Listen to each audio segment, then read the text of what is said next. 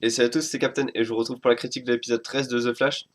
Donc un épisode qui était complètement axé sur Firestorm et donc du coup la double personnalité qui est présente à l'intérieur du corps de Ronnie Raymond. Donc il y a Ronnie Raymond lui-même et Martin Stein, le professeur qui travaillait sur le projet Firestorm, qui est du coup la personnalité la plus présente dans le corps, en tout cas durant l'épisode, puisqu'on voit qu'en fait ils arrivent à retrouver Firestorm, on va l'appeler comme ça désormais, grâce au fait qu'il surveille sa femme ouais, qu'il surveille même complètement sa femme. Je vais dire entre guillemets, mais non, il surveille complètement sa femme. Et du coup, bon, ils arrivent à le retrouver, à l'extraire enfin, à le retrouver. On apprend que du coup, le corps de Ronnie essaie de rejeter le Martenstein, donc du coup, ça crée une sorte d'instabilité qui devient nucléaire. Donc, gros spoiler à la fin, ça pète. La question c'est, l'explosion est nucléaire, mais est-ce que, enfin, pour moi, c'est impossible qu'un héros comme Firestorm, mais surtout la façon dont ils ont casté Robbie Amell, donc puisqu'ils ont casté Robbie Amell, puisqu'ils ont mis ce lien avec Kathleen, puisque Firestorm est un personnage assez important de l'univers DC, de l'univers The Flash, ça me paraît complètement impossible que le personnage soit mort dans cette explosion nucléaire. Qu'il se soit détruit, ça me paraît impossible, donc je pense qu'il est encore en vie.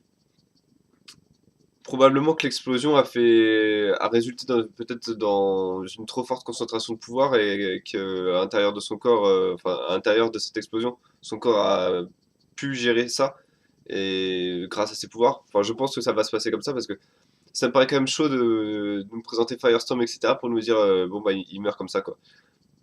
Donc je pense pas une seule seconde que ça tient. Euh, Partie un peu décevante de l'épisode, c'est tout le côté, comme on va l'appeler désormais, Iris et les garçons. C'est-à-dire que c'est. Bon, là, ce qui m'a un peu plu quand même, c'est que Iris a fait un peu la. Je vais dire le mot un peu la salope. C'est-à-dire elle voit Barry avec une autre fille, et en fait, elle se rend compte que. Enfin, sans se rendre compte, non. Elle fait vraiment une réaction de jalouse, c'est-à-dire qu'elle lui dit, a dit à la copine de Barry, qui ne sait pas pourquoi Barry est distant, etc. Comme ça, lui dit, mais tu sais, il aimait une fille et peut-être il l'a jamais vraiment oublié, etc. Donc en gros, elle parle d'elle-même et en gros, après, elle aimerait bien garder Barry pour elle-même. Donc c'est assez intéressant de voir que ce personnage n'est pas aussi blanc qu'on pourrait le croire. En tout cas, bon, c'est pas non plus un acte dramatique, mais c'est toujours assez sympa de voir elle est tout aussi jalouse que Barry pouvait l'être au début de la série, je pense. Ce qui fait que confirmer qu'à la fin de la saison, ou enfin, oui, j'espère à la fin de la saison, ils vont commencer à se mettre, enfin, que Iris et Barry vont être ensemble parce que ce genre de truc, ça peut marcher une fois, à la limite peut-être deux fois, mais la troisième fois, ça sera beaucoup trop. Donc, déjà que je trouve que le côté Iris et les garçons de la série est un peu trop cheesy, c'est-à-dire un peu trop niais, c'est vraiment, on n'est pas encore au niveau de Arrow, mais c'est pas quelque chose que j'apprécie dans les épisodes en fait. Enfin, c'est pas non plus quelque chose que je déteste, mais voilà, c'est à chaque fois que je vois ces passages-là, j'ai juste envie d'avancer dans l'épisode, découvrir autre chose. Parce que l'univers est tellement grand que ça me paraît dommage de s'attarder sur les histoires de cœur de Barry Allen et de Iris West. Surtout quand à côté, donc on a Firestorm, et à côté de ça, on a l'enquête sur le meurtre de Nora Allen qui est réouverte par donc, le détective Joe et Cisco. Grâce à un procédé qui est peut-être un peu tiré par les cheveux, du genre, il y avait tellement de. Enfin, les speedsters, on va dire, sont tellement rapides qu'ils créent une sorte de flash qui s'est du coup incorporé sur un miroir. Du coup, ils arrivent à reproduire l'image en 3D pour voir qu'il y avait donc bien deux flashs. Ils retrouvent une trace de sang.